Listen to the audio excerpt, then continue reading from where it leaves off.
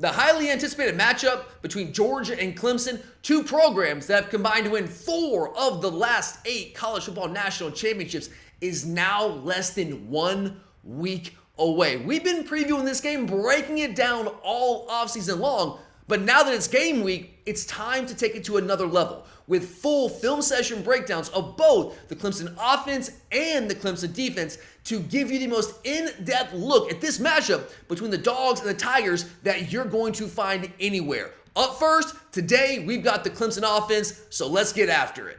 We just stepped on their face with a hobnail boot and broke their nose. We just crushed their face. What's up, guys? I'm Tyler, and this is Glory UGA, the podcast made for diehard Georgia fans by diehard Georgia fans. This video is brought to you by our great friends at MyBookie and Alumni Hall, and today, guys, we are going big with a full film session breakdown of the Clemson offense. And this is the type of content that you can expect covering the Georgia football team all season long. So you don't want to miss any of this content, guys. Make sure to subscribe to this channel right now. Like the video, comment, and definitely check out the Glory UGA podcast, wherever you get your podcast, for a lot more content just like this, designed for you guys, the most diehard Georgia fans on planet Earth. But all right, guys, let's dive into this Clemson offense. And my goal here today is to give you the most comprehensive, in-depth breakdown of this Clemson offense that a Georgia fan is going to find anywhere. That's the goal. And it'll be up to you to decide whether I meet that goal or not, but that's what I'm shooting for here. I've been in the lab all summer long, watching and charting every single game that Clemson played last year against Power 5 opponents, most of them multiple times. So I put together a lot of cut-ups of film from last year to illustrate everything that I'm going to say today. So you might not agree. I'm sure there's going to be some Clemson fans that find this video, and I'm sure a lot of you Clemson fans will not agree with what I had to say about the Clemson offense. I think if you're being honest with yourself, you might agree more than you think. But hey, agree or not, I've got the cut-ups, I've got the tape to back it up. And look, guys, I have a lot of respect for this Clemson program. Are they getting somewhat disrespected coming to this game? I think you can argue that to a degree. I personally do think they will pose more of a challenge for Georgia in this week 1 matchup than I think the average Georgia fan does. But it's also very true that when you look at this Clemson offense, it has been a minute since Clemson has fielded anything remotely close to a good or really even competent offense. And you can look at the numbers right here. Over the past 3 years, Clemson has only cracked the top 50 nationally in total offense 1 year, and that was barely inside the top 50 at number 48, have not averaged more than 410 yards a game offensively in those last 3 years. Georgia, for example, averaged 496 yards per game last year. Yards per play, it's even worse. So from an efficiency standpoint, the picture is even worse for Clemson. They have not finished higher than 72nd nationally over the last 3 years nationally, with 5.6 yards per play, their highest yards per play output in the last 3 seasons. They did finish 30th nationally in 2022 in scoring offense, but were back down to 52nd nationally last year, under 30 points per game. Passing offense has been a problem, 84th in 2021, 51st in 22. Last year, back to 63rd. Yards per rush, they tried to lean more on the run last year when you have Will Shipley and Phil Maffa, but they weren't especially efficient, and a lot of it goes back to the passing game not being overly effective. Teams didn't have to respect the pass as much. They were only 65th nationally in yards per rush last year. Their offensive FEI has not been higher than 51st nationally. They have not cracked the top 50 in FEI in the last 3 seasons. Following the 2022 season, Dabo Swinney made the difficult decision to fire offensive coordinator Brandon Streeter, who had a long history of the program, played for Clemson, and brought in the hottest offensive name out there in the country in Garrett Riley, who was fresh off taking TCU to the college football national championship game, where yes, they got summarily destroyed by Georgia, but he was a major part of getting them there. However, as you just saw there, in 2023, the offensive numbers for Clemson really across the board dropped from where they were in 2022. Now, not precipitously, but there was a drop. There certainly was no improvement in the Clemson offense from 22 to 23, despite paying a lot of money to bring in a guy like Garrett Riley and making that big splash, doing something very uncharacteristic for Dabo Swinney. So I think the question is Is this just a classic case of things have to get worse before they get better when you bring in a new coordinator in Garrett Riley, who is now going into his second year in the system with a second-year starter at quarterback in Cade Klubnik? And you also have to factor in last year, guys, that this Clemson team at large, and certainly the Clemson offense, was handicapped by injuries to some of their most important players. That's something you have to talk about. That's just fact. That's undeniable. So when you look back and you talk about this 2023 Clemson offense, you have to take that into consideration. However, saying that, there still are some questions that I very much have about this Clemson offense going into the 2024 season. And we are going to get to those, guys. We have a lot of time today to talk about all those questions that I still have. But let's just start with the basics of this Garrett Riley offense, this scheme. Now, Riley originally comes from the Mike Leach air raid tree. But like his brother Lincoln, he has deviated from the OG air raid, the pure air raid form. He does not run a pure version of the air raid. There are certainly a lot of air raid principles in this offense, but it is not Mike Leach's OG version of the air raid. Like Lincoln Riley, he liberally incorporates the run game. Go back to TCU in 2022 when they did make that run to the College Football National Championship game. They were 55% run at TCU. 55 run, 45 pass. That was their run pass splits. Last year at Clemson, they threw the ball a little bit more, but not much. They were still run heavy. 53% run, 47% pass last year for Clemson in year one under Garrett Riley. So he has a more run-heavy scheme. Now, it is not an overly run-heavy scheme, but this is not a Mike Leach area. Mike Leach's run pass splits be like 90-10. So he has taken Mike Leach's principles and kind of modernized them and incorporated the run game. They do a lot of 12 personnel, guys. Mike Leach didn't even run a tight end. He never had a tight end. He didn't use tight ends. But not only does Garrett Riley and Lincoln Riley use a tight end, Garrett Riley will use 12 personnel. So it is air raid in its like base form, certainly from a principle standpoint, but it's not that pure version of air raid. And when you look at Garrett Riley's run scheme that he has incorporated into his version of the air raid, it is very similar to what Lincoln Riley runs at Oklahoma and now USC, which kind of makes sense. And their run scheme really consists of 3 base plays. Now, they will throw in some QB run game. They'll throw in maybe a fly sweep here or there just to keep you honest occasionally. And they'll dress up these 3 run plays. They'll dress them up. They'll run from different formations. They'll run them out of different personnel groupings. They'll use motion. And it might look like a different run play on the surface, but it's really 3 basic plays, all right? And those 3 plays are a gap scheme, counter / power. They'll run it counter. Really the only difference there is that there's a false counter step in the counter. Power looks the exact same way. It's a GT power, really, which is what Lincoln Riley kind of popularized at Oklahoma. Ran against us a lot, as you'll see in one of our clips here in the 2017 Rose Bowl game, where you're pulling your guard and tackle, and you're just blocking down, and you're kicking out, right? So classic gap scheme, counter power. Then you have duo, which is really predicated on getting as many double teams as you possibly can. We'll take a look at that here in a second. And then split zone, which has become a very popular play across the country, with a spread running play, essentially. Now, which one of those 3 base run plays in this Garrett Riley offensive scheme, this run scheme, is featured? That differs week to week based on the opponent and based on the game plan. But it's really those 3 plays. You got a gap scheme, power counter, you got duo, and you got split zone. So let's take a look at each of those in action and kind of break down this Clemson run scheme. So the first of these 3 core plays in Clemson's run scheme under Garrett Riley, at least that we saw a year ago, that we're going to break down here today, is the GT power, GT standing for guard, tackle, power. And it's a very basic gap scheme play that has become very popular over the past 5, 6, 7 years. Really, it was back like in 2017 was the first time that I really saw this become more of a mainstream run play. Lincoln Riley, Garrett's brother at Oklahoma at the time, now at USC, he ran this a ton in 2017 during his time at Oklahoma. We saw it a lot in the Rose Bowl when we played Oklahoma. So I broke that play down back then, all those years ago. But here we're going to see it again against this Clemson team with Garrett Riley, taking this from his brother and implementing this now in the Clemson offense. And the scheme up front is very simple, guys. You're going to see it's just really old school power with the guard and tackle pulling. That's really what this is. So the front side here, they're going to block down, and this front side tackle, play side tackle, is going to come up here. He's going to come to the second level, and he's going to seal off that backside linebacker.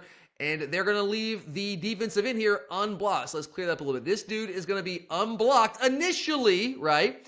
And then you're going to have the guard pull through. He's going to kick out that defensive end, and you're going to have the tackle pull through, and he's going to, in effect, be a lead blocker for the running back. Now, you can run this power, you can run this counter. The only difference is counter, you're going to be aligned to the quarterback's left, or you're going to be aligned opposite of the play side, and you're going to take that false counter step. That's really it. The blocking up front, the scheme up front is the exact same. It's just putting a little window dressing on it. But let's go ahead and watch this play out in action. A nice little gain here for Clemson. They love this play. Guard pull through, kick out, tackle, leading up. You get a nice 8-9 yard gain there. All right, now here, this is a little different, okay? Now, this is the same play.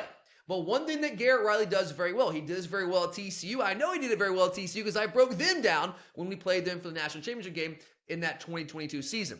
But he does a great job of taking just a couple of core plays and making it seem like, you might have 3 core plays, makes it seem like it's like 10 or 11 different plays because you're running them out of different personnel groupings, different formations, you're using different motions. You're using the window dressing, and you're trying to get the defense's eyes in the wrong place, get them out of their alignment, cause them to bust.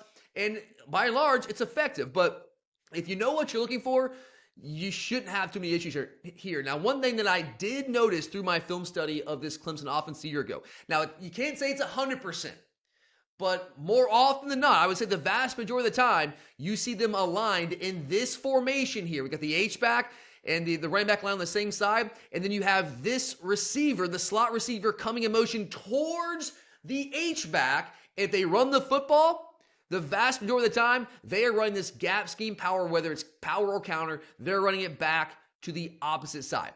More often than not. Now, a split zone, which we'll get to in a little bit, it's a little bit different. When they go in motion away from the H-back, that is a tell that it is more often not going to be split zone. We'll get that in a little bit. So, again, like they might clean that up. They might have done some self-scouting, but me just doing my amateur scouting in the offseason, that's certainly something I picked up on watching all these games many, many times throughout the offseason. But let's see this play out. You can see the guard pull through. He's going to kick out, and then you're going to see the tackle pull through as the lead blocker. GT power. Now, this one against Florida State is not going to be a huge game. I put this one in here for a reason because I wanted you to see one way teams try to defend this. And this is, not unique to Florida State. This is how a lot of teams try to defend this. So if you are running this gap scheme here, right, and you're pulling to the front side, the play side, and what you're doing, again, you're blocking down, right, blocking down. You're going to seal this guy, and then you're going to have guard pull through. He's kicking out. Tackle's going to pull through, and probably, ideally, going to lead up on that guy. Well, how do you outnumber them, right? Because it's all about numbers, right? It's a numbers game. So how can you outnumber in the box? We have this safety scream up. That's what's going to happen here. You're going to see the snap. This safety, the play side safety, is going to come screaming at the snap. He's unaccounted for, all right? Now Florida State will outnumber them in the box. It's tough to run those situations unless you have a running back that's going to make this guy miss. If you have that guy, he's probably going to go to the NFL, which maybe Phil Maffa can. Phil Maffa's got some really good feet. We'll see that later on when we get to some of the split zone stuff. So Florida State's going to come screaming here, and that's fine. Now, if you're Clemson, if you're Garrett Riley, what you have to do is, if Florida State starts doing that, any team starts doing that, you got to RPO the heck out of that guy, all right? So you got to throw RPOs behind him. You can take some play action shots down the seam. You got to make them pay. Unfortunately for Clemson last year, they simply did not have an effective enough passing game to threaten defenses when they would play them like this. That's why they're running. They had good backs, guys. I mean, Phil Maffa is a great running back. Will Shipley, very good running back for Clemson. You have a mobile quarterback that can do some things in the run game. Their run game should have been far more effective than it was last year, but it wasn't because they could not make defenses consistently pay when they did things like this, screaming up towards the line of scrimmage and trying to outnumber Clemson in the box, all right? So we'll see this one play out. And then watch another play from Florida State where they don't scream up. He's outnumbered. No one blocks him. No one's there blocking. So, that's what, a 2-yard gain? Now, this one against Florida State, safety stay back, right? Now, Florida State does not have the numbers advantage in the box. And this is where, for Georgia, this is what Georgia has been so effective doing the past 3-4 years. And I think one of the keys to our run to those back-to-back national titles, I think the key to our run to back-to-back national titles, we have been able to defend the run, to dominate our opponent's run game with even numbers in the box. Why are we so effective against Tennessee, slowing down that high-powered Josh Heupel offense while he's dropping 50 burgers on everybody else? Because we can stop the run game with even numbers in the box. That Tennessee offense is entirely predicated on a numbers count. If they have numbers in the box, they're going to run the football. If they don't, they're going to throw the football. So if we can defend the numbers or defend the run in the box with even numbers, that means we play a too high safety shell and we don't give Tennessee, or in this case, Clemson, any of those one-on-one matchups they're trying to create down the field to take those explosive vertical shots. We don't allow that. So Florida State right here, they're trying to play this with even numbers, but they did not successfully defend this. Now, this is my one concern for this year in this game, all right? And it was a concern last year.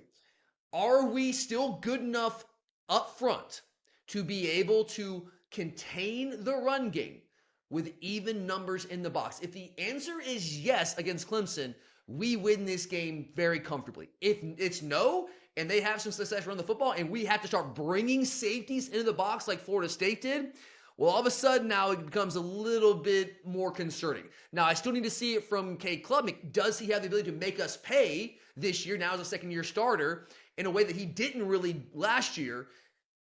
If he can do that, then we're in trouble. If he still can't make us pay, then we're fine.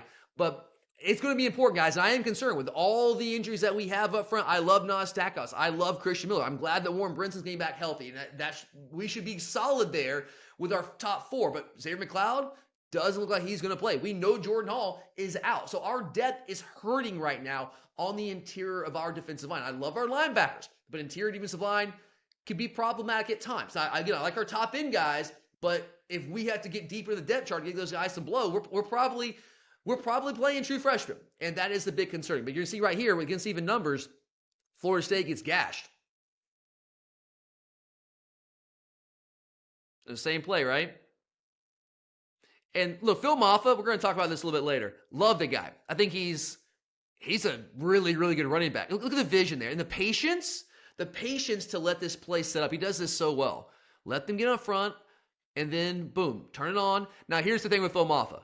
He's great for about 20 yards. He is not a burner, man. He's not like, if you got like Nate Frazier for us this year, or DeAndre Swift back in the day, he's housing that, right? Phil Maffa can't house it. Will Shipley probably would have housed that. But hey, it's still a huge game, and he helps make that play by his vision. So he'll bite off these chunks like that, but taking it, 60, 70 yards, that's not what Phil Maffa's going to do. So a very effective, very good running back. All right, here against Kentucky, you're going to see the same thing. This is just not from an H-back formation. Just an inline tight end. There's Phil Maffa again. Run this play really effectively, man. Kick, lead. Good feet, man. Good feet for a big back. All right, NC State. Game they lost last year. Here's what I'm talking about again, right? Here's the second time we've seen this. You have your slot receiver. In this case, Tyler Brown, coming in motion towards the H-back. If they run the football, when they come in this alignment, in this formation, and this motion, at least last year, the vast majority of the time, they are running power or counter backs to this side, all right? That's going to be the play side. And this is another example of that.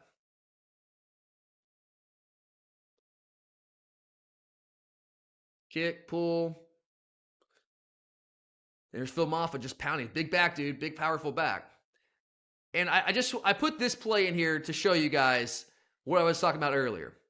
Here's Oklahoma running this against us in the 2017 Rose Bowl. We've seen this a lot. This is not a play that Garrett Riley created, obviously. And I'm not going to say it's a play Lincoln Riley created, but Lincoln Riley certainly popularized this play.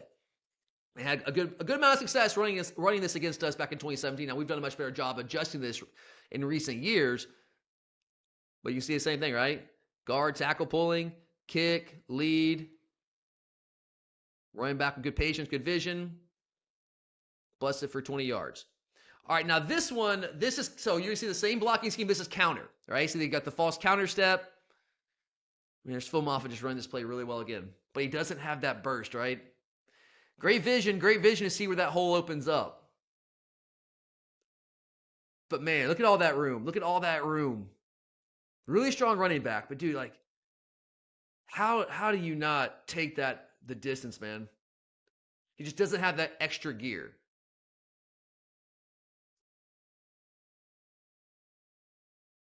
All right, now here, we're going to get into duo. Now, duo is a play that's also becoming much more popular. Look, this is a play that people have been running this since the dawn of time when it comes to football at all levels, but they don't always call it duo necessarily. But duo basically just means double teams, guys. They're just trying to get as many double teams as they possibly can up front. And there are a number of different rules with duo. I'm not going to go into all the rules here. We can do a whole different episode just breaking down how duo works. But in a nutshell, if you look to your inside gap and you're as an offensive lineman and there's no one in the gap inside of you, then you are looking to double team with the guy to your opposite side, right? And you're trying to get those double teams up to the linebackers, and the running back is going to, Phil Moffitt is going to read the play side linebacker. He's going to take a track initially straight towards the play side linebacker, and then he's going to change his track based on the movement of the linebacker. So if the linebacker flows this way, then Moffa is just going to keep it right here. If the linebacker tries to fill the A gap, then Moffa is going to bend it outside. So you're going to take a track at the linebacker, make him commit one way or the other, and then you basically play off that leverage.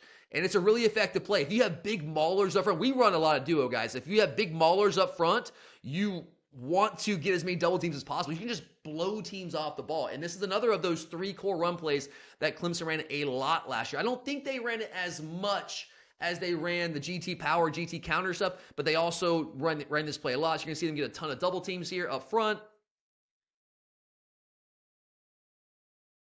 This is like back in the day, we would call this like a dive. Now they call it duo. But you're going to see that double team. I think you're going to have double teams right here. These 2 guys. I think these 2 guys are going to double team, and they're just trying to get push. They're getting vertical. And duo and inside zone look very similar, but the difference is duo, you're getting vertical. You're getting way more vertical than you are in inside zone, and you're trying to get to those linebackers.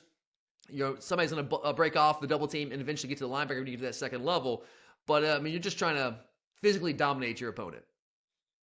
The double teams up front. Phil Moffitt always also runs this really well because he's a big, strong back. Here's another example of duo against Notre Dame. See the double teams again. You got the center and backside guard double teaming. And then you're going to have the guard tackle front side double teaming. So we can see these 2 right here are going to double team this guy. Guard tackle, double team right there. Just getting pushed, getting vertical. And pretty good movement. This Clemson offensive line last year, guys, was much better than they had been in recent years. It's not the same Clemson offensive line that we faced in 2021 where they just could not block us, man. We embarrassed them.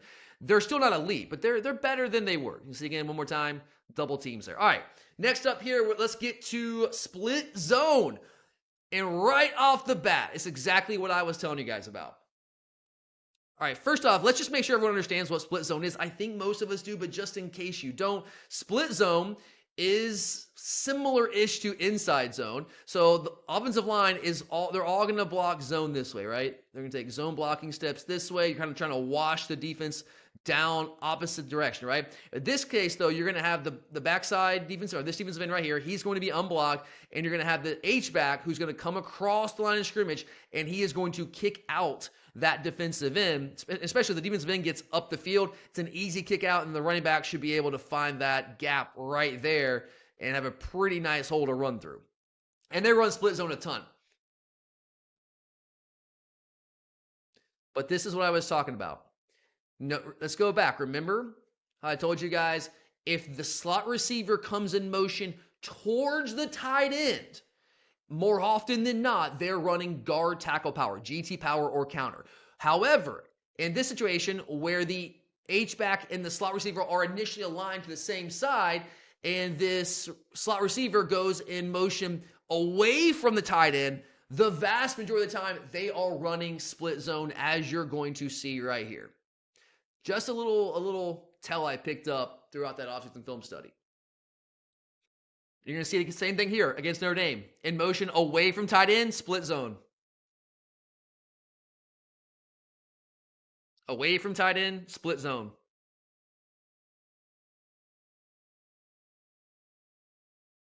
Now this one is a little different. This is another example of how Garrett Riley will just run the same play, just do it with different motions, different formations.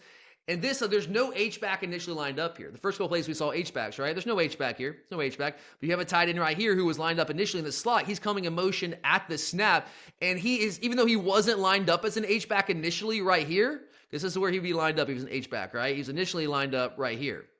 Well, he's coming in motion, so by the time the ball is snapped, he's basically where an H-back would have been, and he's still going to serve as the split zone guy. He's still going to kick out this guy. Offensive line still blocking down, still trying to wash the defense down, and he's going to come across, and he's going to kick out this defensive end. It's the same thing. It's the same thing as split zone.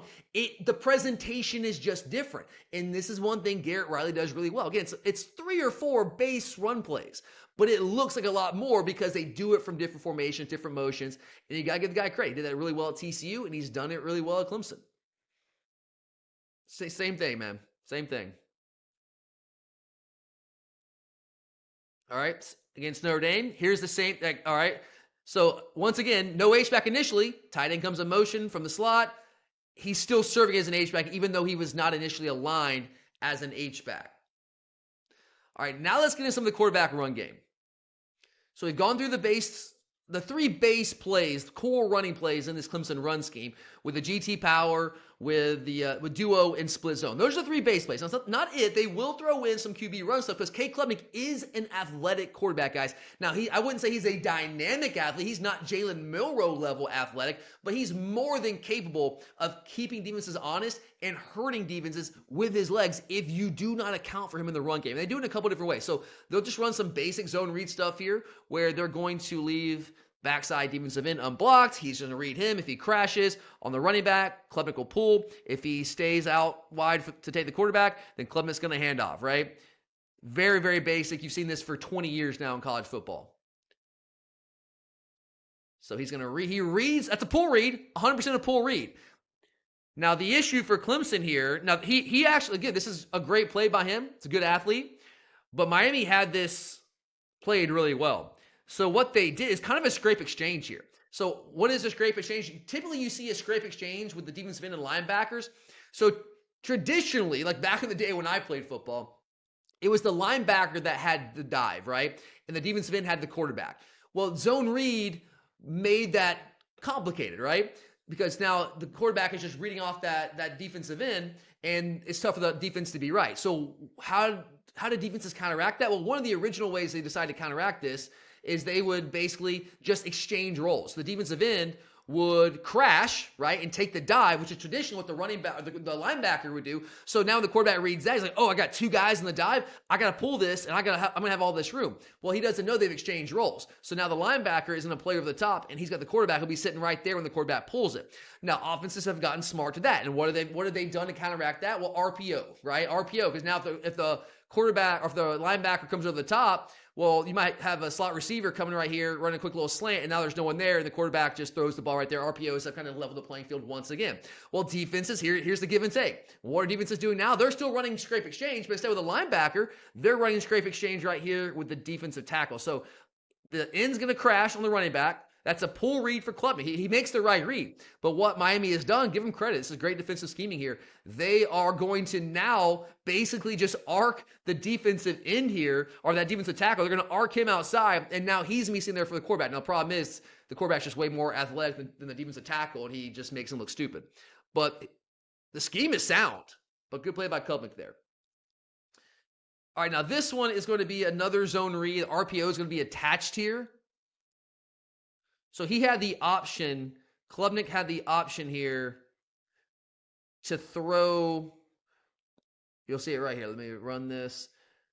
It's essentially a triple option. So he has the first option to hand off. He doesn't like that read. He sees defense doing crashing, so he's going to pull it. But now you had the second run, and they'll do, at least last year they did some quite a bit of 2 running back sets. Without Shipley this year, we'll see. But now he's reading this guy. If this defender right here, if he crashes on Klubnik to take that run, then Klubnik is going to dish the ball out to Shipley here in the flat. But when the defender takes Shipley, Klubnik's going to have room, and now he's going to keep that football. It's modern triple option football. Here we go. Now this is zone read, but this is zone read with a lead blocker. So to me, I think this is a called quarterback. I don't think he's reading anything here. Because you have the tight end arcing, it's an arc block, leading the way for the quarterback. And Klubman, he's a good athlete, man. Not Jalen Milroe level, but good athlete. And he's also a weapon in the red zone. They'll pull out the quarterback run game a lot in the red zone to get numbers advantages. You can see that right here against Wake Forest. But that's not the only run play they'll run. They'll run a little quarterback draw, as you see right there with the quarterback. That's actually a little quarterback counter is what that was. Let's go back. Look at that one more time. Yeah, that's counter, right?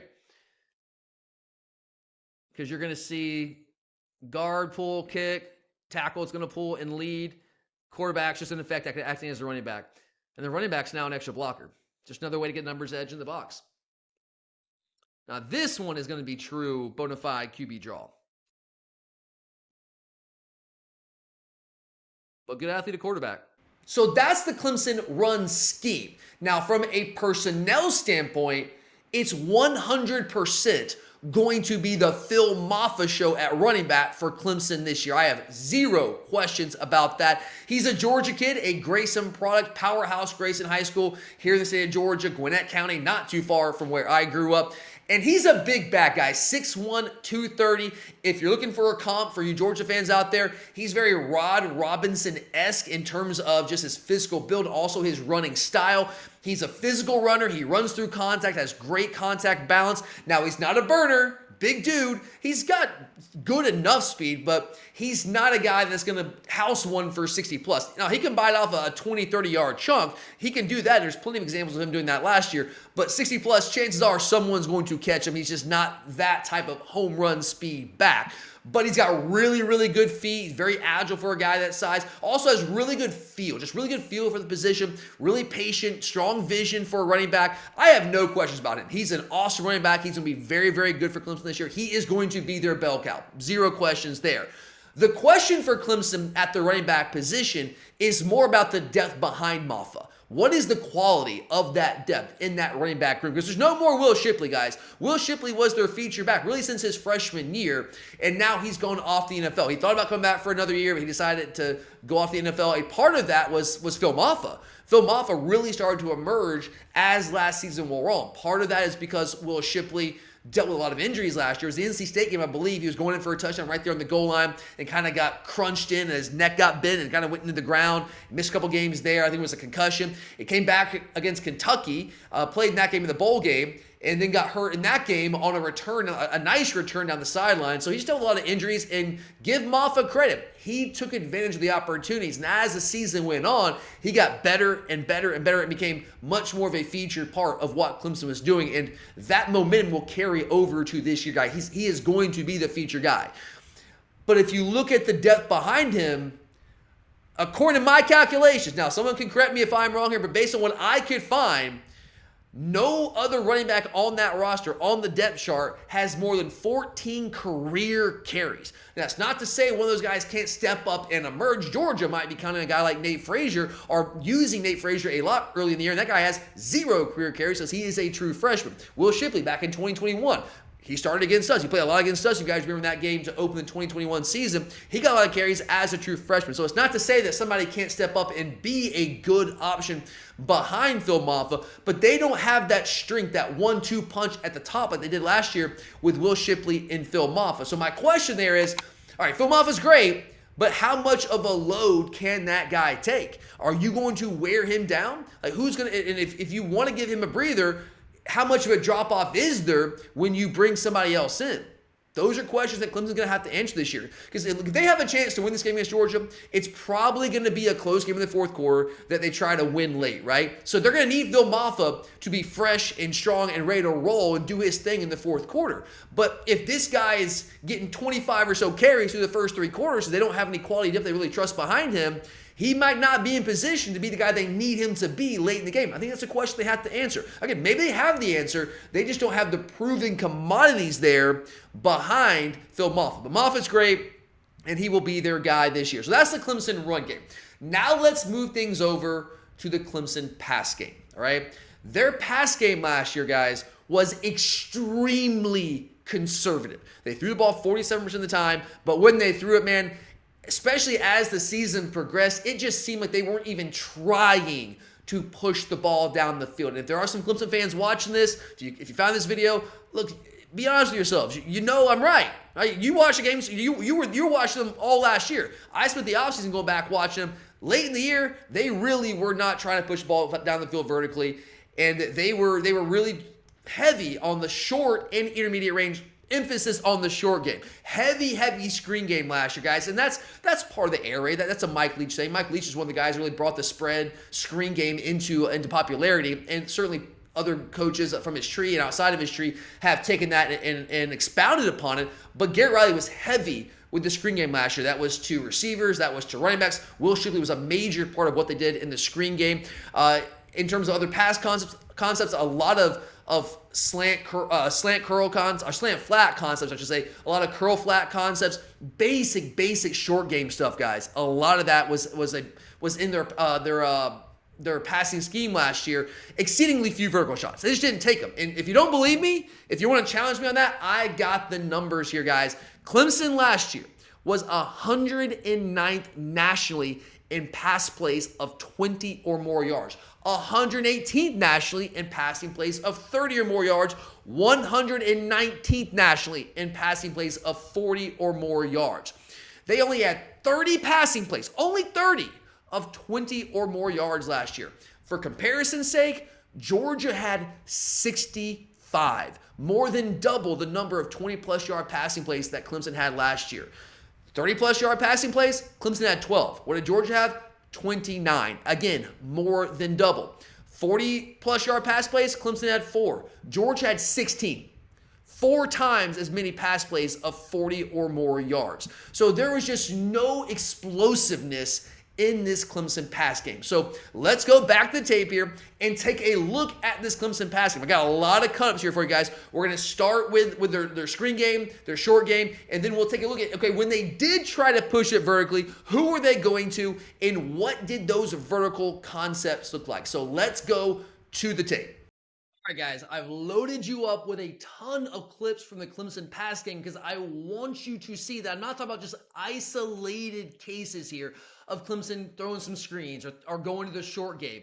This is, by and large, what the Clemson passing game was last year. It was the screen game, and it was the short game, the quick game. They were just simply not trying to take shots down the field. Those were exceedingly rare last year from this Clemson offense. Let's start with the screen game. I'm just going to let a lot of these run, but the first couple of screen plays you're going to see here, these are screens to Will Shipley. I do have questions about the Clemson offense trying to replace Will Shipley. Now, Phil Maffa running the football is awesome. He'll be fine there.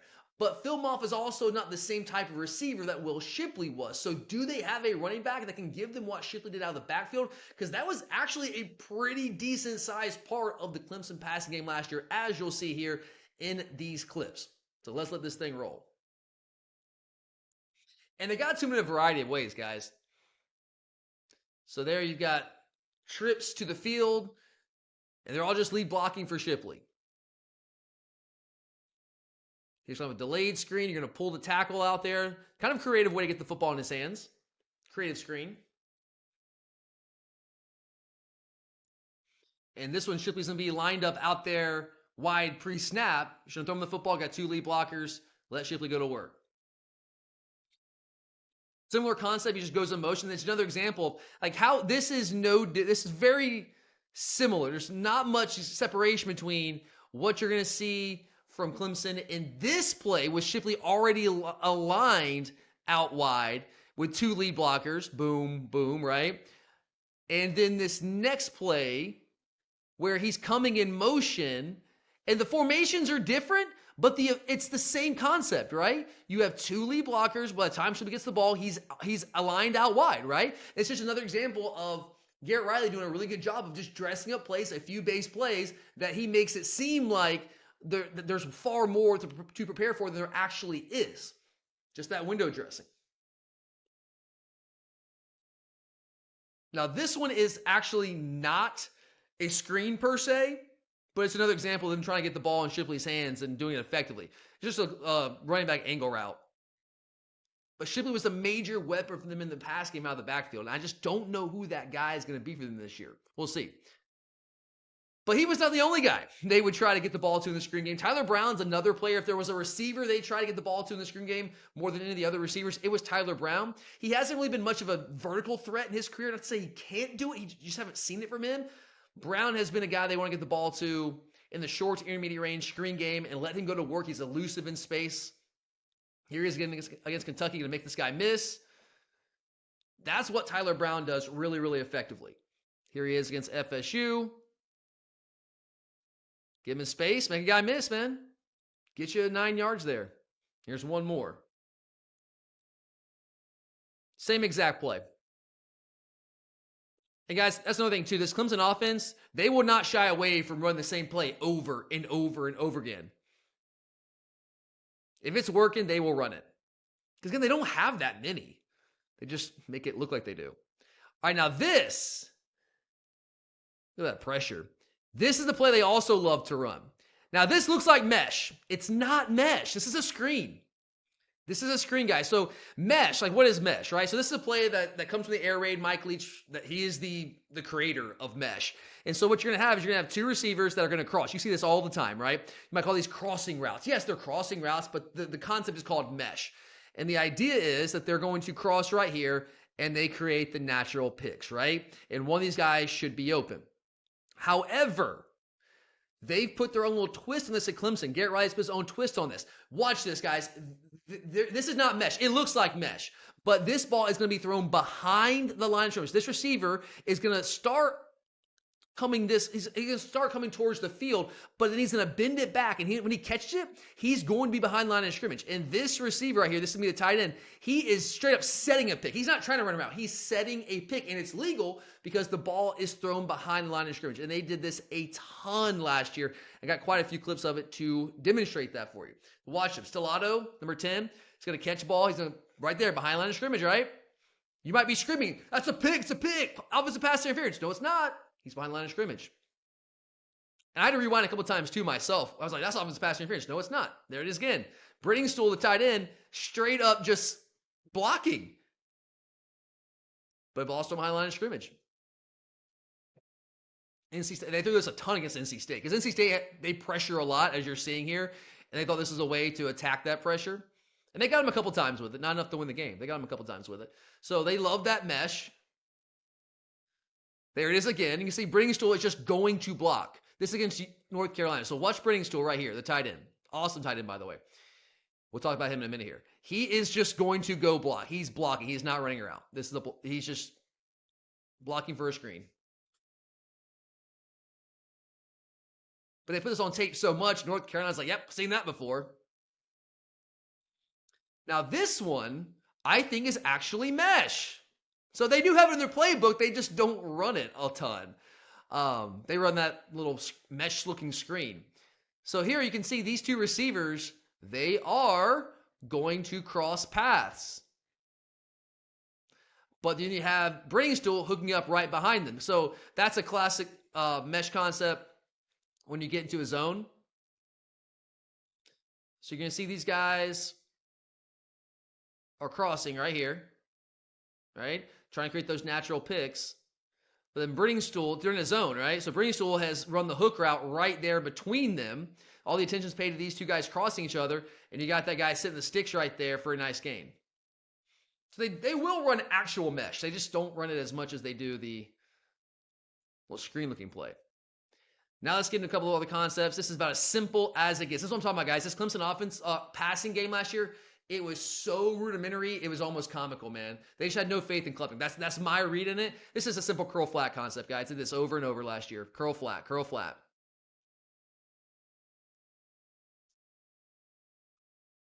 That's NC State. Another curl flag against NC State coming up right here.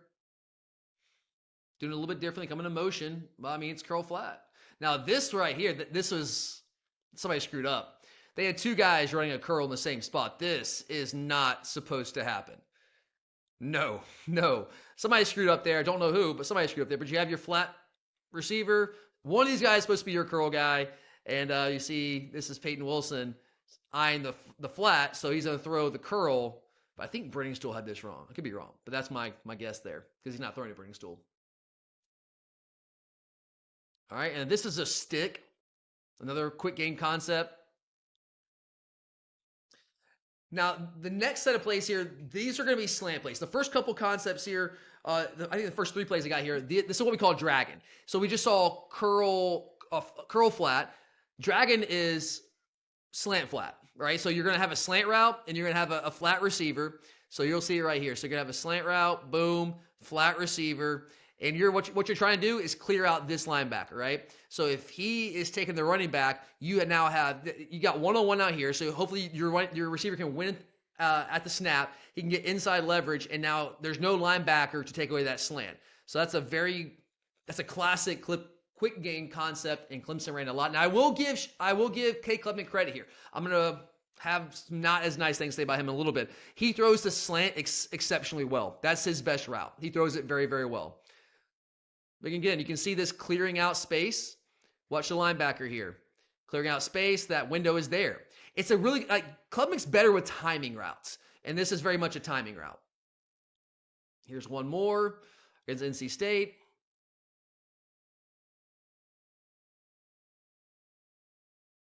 Dragon. It's a dragon concept. Now, the next couple here, these are slants. This is just not dragon because there's no flat. There's no flat receiver. You're just throwing a straight slant. But, I mean, you watch Klubnik here. I will rip him a little bit later on, but he throws this route very, very well. So if we give them a lot of off coverage, they're going to throw this all day long. We're going to have to get up in their face. They will take this all day long. It's what he throws well. It's what he's comfortable throwing. We're going to have to force this guy to show us that he can beat us vertically. All right? Because as you'll see here in a second, you don't see many vertical shots from them, and when he does throw it down the field, his accuracy is not there. But this is where we're going to wax poetic about Jake Brenningstool. So they don't throw the ball vertically much, but when they did, they were going to Jake Brenningstool the vast majority of the time. He was their one. He was dynamic, man. I think Jake Brenningstool is the truth at tight end, man. I think he's got to be the short list to be a Mackey Award guy this year. That's tight end, y'all. Going up making a play like that. That's just a simple slot fade to the tight end. Who else did that? Oh, yeah, Georgia, Brock Bowers. He's not Brock, but I'm telling you, man, this guy is an elite tight end. That's an NFL tight end right there. That guy's a stud. So right here, they're running him up at the seam from the H-back position. Very few linebackers, very few safeties in the country can run this guy. And he's got the length, the size, and the hands, the ability to win the 50-50 balls. The guy's pretty freakish, man.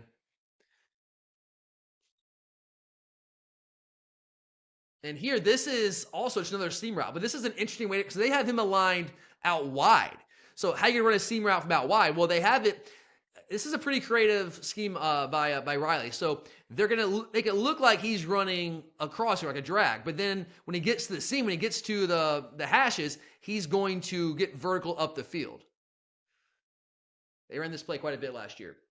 They run with him. They run with receivers as well. But, man, look at this guy go in space, man. He can move. He can straight up move. And here against Florida State, you're going to see him on the wheel route. Tight ends. I mean, linebackers have a tough time keeping up with this guy. He's the real deal. Like, if there's one guy on the Clemson offense that I think we have to be prepared for, that guy. He's the dude on that offense. And if they weren't trying to get it to Brenningstool, Klubnik can throw a decent back shoulder at times. Accuracy is erratic. But you see here against NC State, see that they've been running the ball. They've been going short game. So what's NC State doing? I mean, look at these safeties, man. Look at them getting that box. They have no respect at all for Clemson trying to push the ball vertically because they don't even really try. But finally, you're going to say, all right, we got to try. We got to get these guys out this box. So when they have one-on-one coverage like this, if you have to get safeties in the box, they will try occasionally to take this kind of back shoulder shot. And it's based off the leverage of the defender. If he's playing over the top, they'll throw back shoulder. If he's playing back shoulder, try to throw over the top. Klubnik struggles with that, but he can hit it from time to time. As you'll see here, got 2 clips here of him actually hitting it. Here's an almost identical play against Miami. It's actually, I think it's Bo Collins, same receiver, who's actually not on the roster anymore. So yes, the Clemson offense was more conservative than a lot of high school offenses are a year ago, which begs the question, why? Why were they so conservative? And the answer is usually never as simple as just one thing. There were injuries to wide receivers all year long, a variety of guys. That's certainly a part of it. They were in year one with a new offensive coordinator in Garrett Riley. Both those issues probably won't be issues to open the season, right? They should be fully healthy at wide receiver. Garrett Riley going to year two, so now everybody has some familiarity with this system in a way they did not a year ago. And if you look at the receiver core, I mean, they've got some solid players there. They have some guys that I think are talented. You got Tyler Brown, who I think is a guy that's really electric with the ball in his hands when he gets in space. Now, he hasn't really shown that he's a true dynamic vertical threat, but getting him the ball in the screen game, the short intermediate range, let him go to work in space, he's very dynamic in that role. Antonio Williams, the guy that was really good for them back in 2022, was banged up almost all of last year, missed large chunks of the season. He should be back, ready to go when he's fully healthy. He is a dangerous weapon at receiver. Adam Randall's a guy that's really talented, has the physical upside, hasn't really put it together at Clemson, but they're very hopeful that this will be the year that it does all come together, kind of like we are with Arian Smith. So maybe it is the year that things finally click for Adam Randall. Then you have some more like role complementary guys, and Tony Stellato, who did have to play a lot last year out of necessity because they had all these injuries. Cole Turner should be back this year. And then you add in some talented pieces coming from the high school ranks. TJ Moore, a 5-star prospect, top 20 guy nationally. Bryant Wesco, a 4-star top 60 guy nationally. Two really talented players that Clemson fans have high hopes for. Now, when you're talking about true freshmen, could they make an impact as early as week one? Sure, they could. It happens. It happens. We see it happen. Brock Bowers made an impact against Clemson back in 2021, his first game at the college level. So those guys could step up and make impacts in year one and as early as week one. But as I always tell you guys, I don't know if you want to be in the position of counting on that. You just don't know. We'll see. I think they'll play, and we'll see how they play once they get out there in the college setting against a really good Georgia defense.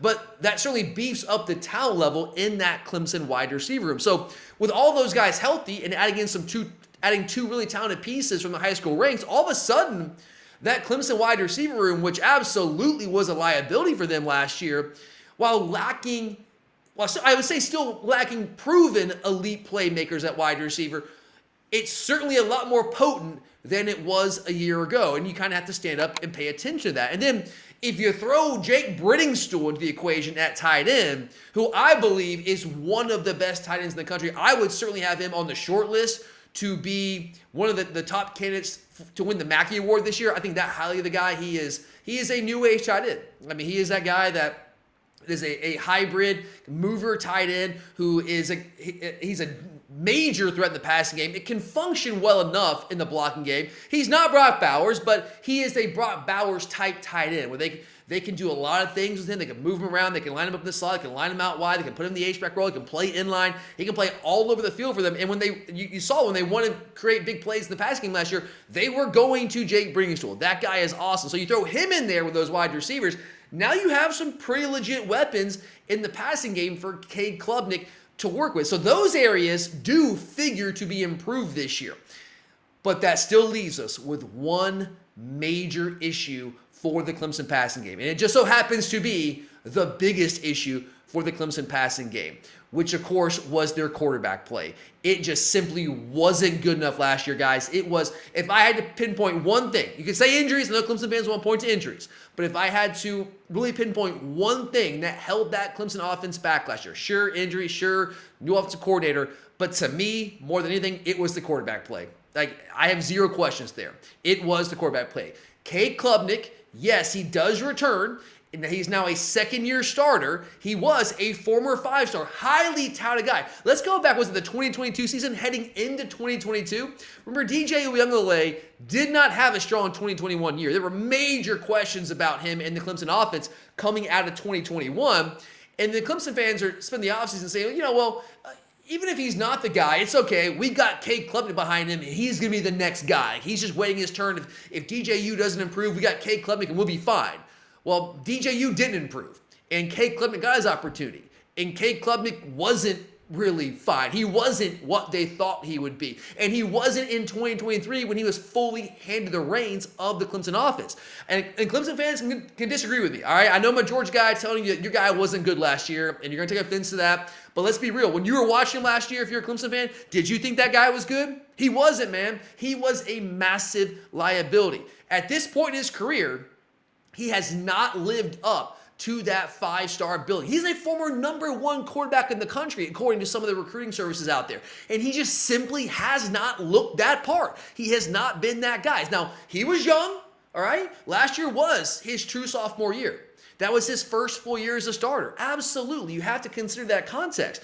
But all I can say right now, all we can base our opinion of Klubnik off of is, you can say, oh yeah, he was a highly rated guy, but we have to go off what we've seen to this point, right? And what we've seen to this point is very little to suggest to us that Cade Klubnik is a big-time quarterback. Now, I understand why he was so highly rated. He has a really nice physical skill set. He probably should be good with the skill set he has to work with. He's athletic, man. He's got a strong arm. Like, he should be good. But the problem for Clemson last year is that he just wasn't good. He should have been good. Everything tells you this guy should be awesome, but he just wasn't good.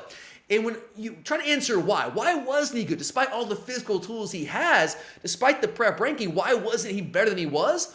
Well, to me, it's two things: inaccuracy and processing.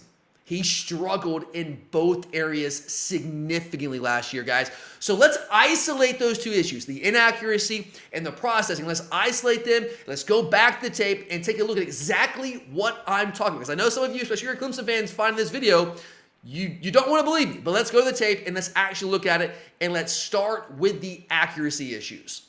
All right, guys, I got a couple of clips here to showcase Cade Klubnik's general accuracy issues a year ago. And I want to start with this clip from the North Carolina game, which is, I think, the most egregious miss of the year for Cade Klubnik. And there were a lot of misses, guys. I just think this was the most egregious one.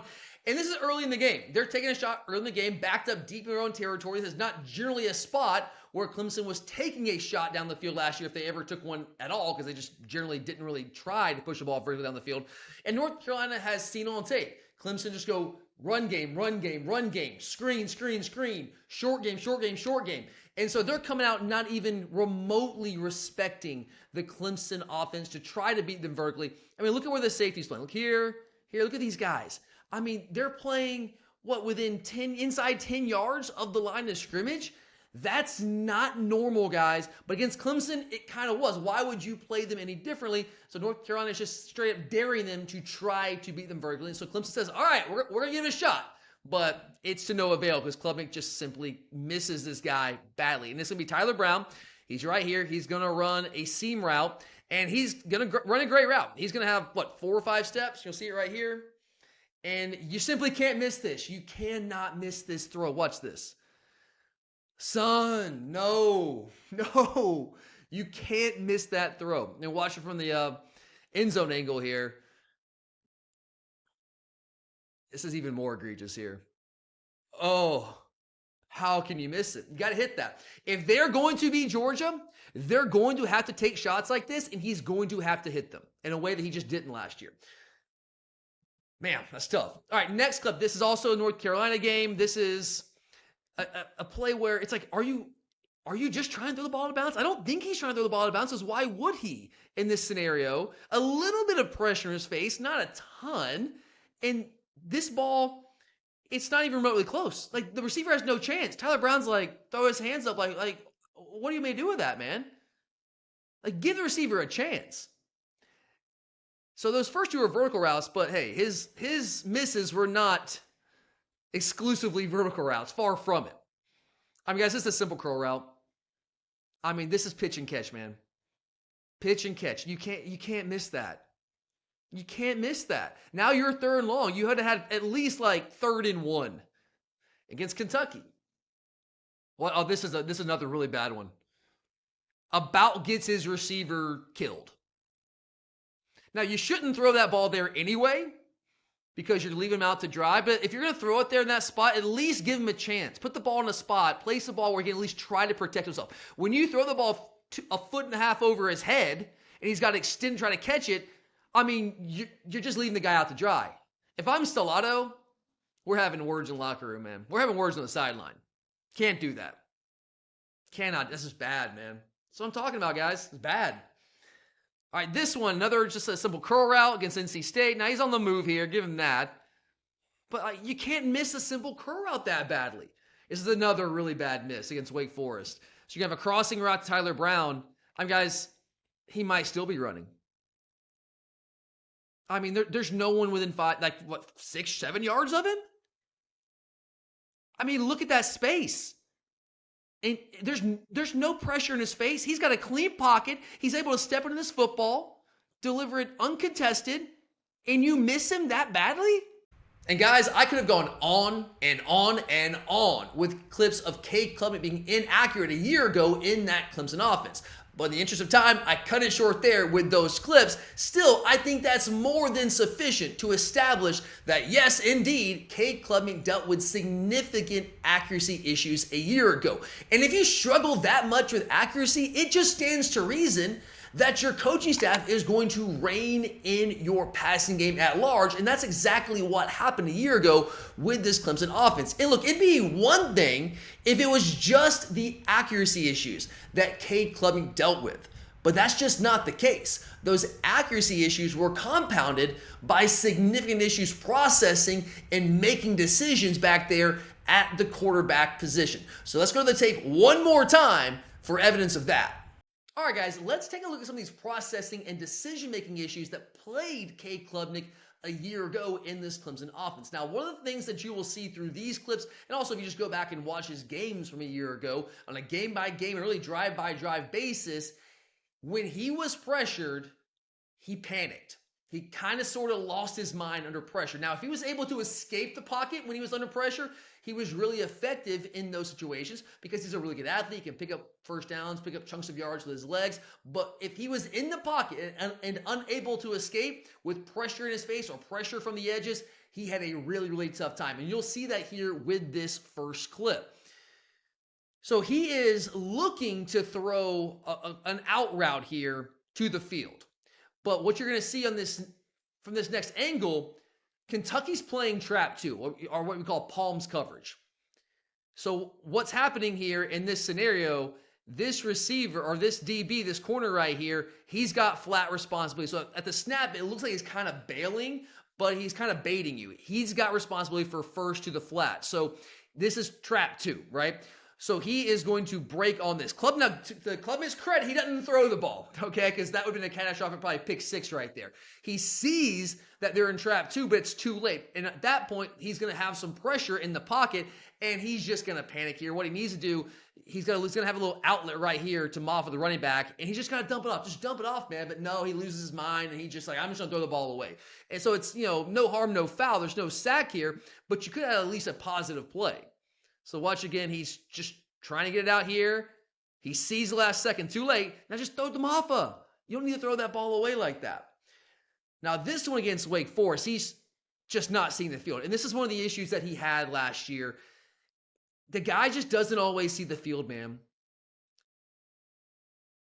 Just how else do you explain this? Now, what you'll see at the snap, this guy is a linebacker right here. So he is he's showing that he's playing the flats, but the problem is, there's no one really right now to threaten him. So he has no one in the flat that he has to take. Maffa's kind of heading that way, but he's not there right now. So why am I going to sit here in the flat? I can drop under this route right here. And Klubnik just doesn't see him. He's just assuming. That's one thing that he did too much last year. He would just assume that his defender was going to play a certain coverage, going to be in a certain spot, and that got him in trouble, and it almost got him right here against Wake Forest. You just got to have more awareness, man. You got to see the field better than that. And he also would lock on receivers. You're going to see that right here against Notre Dame. It's got a lot of issues. That could have been a pick 6, man. Probably should have been a pick 6. He's just locked on to this receiver. He's made up his mind, I'm going to throw this ball. He's not even seeing the linebacker there. And if the linebacker's just a split second faster, that's a pick 6. And that changes the game right there if it's a pick 6. They got away with it, but man, that's a poor decision. It's a poor throw. And here's another example of that. This one's against North Carolina, straight up staring this receiver down. Watch, look at his eyes. He's not looking anywhere but at Sapp, that slot receiver. And look at the safety. 27 sees it the whole way. He's just watching Klubnik's eyes. It's another one he's lucky to get away with. 27's just got to break on that more. But watch Klubnik's eyes. just straight up staring him down. Can't lock on receivers like that. And the next couple here, so here's another issue that he had. So these are screen passes, guys. And you think, oh, screen pass is easy throw, right? Well, you at least have to look and make sure there's no defender there that might potentially make a play on the ball. Have awareness. He came crazily close to throwing multiple interceptions off of screen passes last year, guys. If that ball's not tipped, that's an interception. He's just like, I'm going to throw the ball. I'm not looking, reckless abandon, just going to throw the football. Who cares what's out there? He's just not always thinking out there, man. It's almost like the game's too fast for him, at least last year. Now, this one, man, this is like bench him type stuff. You can't do that. Like if you have any other option, you bench him after this. Now, they end up winning this game. They beat North Carolina. But, guys, that game was in down a half. It was a 7-7 game with 40 seconds left before the half. What on earth are you doing? So I'm talking about, look, pressure in his face. He loses his mind. He panics and just throws the ball up for grabs. You cannot play that recklessly. In that tight of a game, right before the half, and you're in field goal range. You can't throw that. You're giving away points. Now, fortunately for K. Clemson, again, he got lucky here. They get a penalty on this play. They call a penalty in North Carolina, and they get a first down. But doesn't take away the poor decision here on K. Klubnik's part, man. Absolutely catastrophic level decision. Against South Carolina, same thing. Pressure in his face, just throws the ball up for grabs. And once again, like, look, guys, look how many times he just gets away with this. But these habits are horrific. I mean, that's got to be a pick. And again, you are in field goal range here.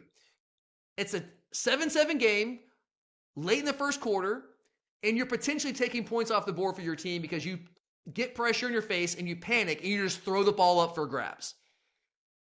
So lucky that ball did not get picked. So clearly, processing and decision-making were major issues for K. Klubnik a year ago. Now, there's certainly context to that. He was, after all, a first-year starter. He was working in a brand new offense with Garrett Riley coming over in his first year as Clemson's offensive coordinator. So there are plenty of reasons to believe that K. Klubnik will be improved this year, that we will see a much better version of K. Klubnik in 2024 than we saw a year ago. But the film don't lie, guys. The film doesn't lie. What you've seen here today is what K. Klubnik was a year ago. And to this point, that's what we have to work off of, all right? Now, if Clemson is going to have any chance to pull the upset, if they're going to have any chance to beat Georgia, that has to change. It has to change. Because average quarterbacks, quite simply, do not beat Georgia. And that's what K. Klubnik has been to this point in his career, average at best. And if you look at the list of quarterbacks that have beaten Georgia over the last 4 years, it's not a long list, but if you look at those quarterbacks, we're talking about elite players at the quarterback position. You go back to 2020, Mac Jones, Kyle Trask. Now, say what you want about them in the NFL. At the college level, they were elite quarterbacks. Bryce Young, elite. Jalen Milroe, maybe not quite full on elite, but close to it. Certainly has an elite skill set, and he was, I think, number 6 in the Heisman voting a year ago. So at the very least, a very, very, very good quarterback. And then if you want to throw C.J. Stroud in there as an honorable mention, Ohio State in that Peach Bowl game pushed Georgia about as far as Georgia has been pushed and not lost a game over the last 4 years. And they did that on the back of C.J. Stroud. If C.J. Stroud did not play that way, if he did not play basically the game of his life against Georgia in that Peach Bowl, Ohio State doesn't come close to winning that game. They certainly don't push Georgia the way that they did. So the question becomes, is K. Klubnik ready to put himself into that tier of quarterback? Because that's what's going to take, guys. I think that is the question heading into this match, because Clemson has some real talent on offense. Jake Brinslow, I've told you a couple times today, guys, I think the guy is a stud. He is awesome. I think he very well could win the Mackey Award for the nation's best tight end this year. He is elite. That's an NFL guy. They have, I don't think it's an elite wide receiver core, but a very a very talented wide receiver room. They have some good weapons. When you talk about guys like Tyler Brown and Antonio Williams, when they're healthy, that's a solid wide receiver room. They just weren't healthy a year ago. And they also have some really talented youngsters in TJ Moore and Brian Wesco coming from the high school ranks to add a little oomph into that Clemson passing attack. Then Phil Moff in the backfield is a top 10 to 15 running back in the country. We haven't talked much about their offensive line today, but their offensive line is going to be much improved. It'll be one of the better Clemson offensive lines that we have seen in some time. Not elite. I still think they have some issues at tackle with Blake Miller and Tristan Lee with speed rushers at times can give them issues. So Jalen Walker, Mykel Williams could potentially have a lot of success against those guys. But that's a much better Clemson offensive line than Georgia saw back in 2021. It's not the same offensive line that had all those issues trying to block Georgia in 2021 where they're just overwhelmed. It's a much better unit than it was at that point. So there is some real talent in this Clemson offense. But for the Clemson offense against the Georgia defense on Saturday, it's going to come down to quarterback play. If Cade Klubnik is ready to take a massive step in his second year as a starter and his second year in this Garrett Riley offensive scheme, they have a legit chance to beat Georgia. They have enough talent, especially on defense. So defense will keep them in this game, but their offense has to do their part. And if he takes a massive step forward, I think we'll take a massive step forward from what he was a year ago, possible, but we'll see. They have a legit chance. But if not, if he doesn't take a massive step forward this season, recent history tells us Clemson just won't have a chance. They won't have a chance to beat Georgia. It's that simple. But all right, guys, I had a great time putting this together. This has been weeks, a month or so in the works. So thank you guys for taking the time to watch this. I greatly appreciate it. We're going to have a lot more content like this throughout the 2024 football season, breaking down all of Georgia's games, recaps, previews, the like, all that stuff, guys. So again, if you enjoyed today's video, if this in-depth content is what you're looking for as a diehard football fan, as a diehard Georgia fan, make sure to subscribe to this channel right now so you get all the content straight to your feed. Like the video, comment, and definitely check out the Glory UJ podcast for a lot more coverage just like this of the Georgia Bulldogs. But thank you again, guys. I'm Tyler, and as always, go Dogs! Man, is there going to be some property destroyed tonight. 26-21. Dogs on top.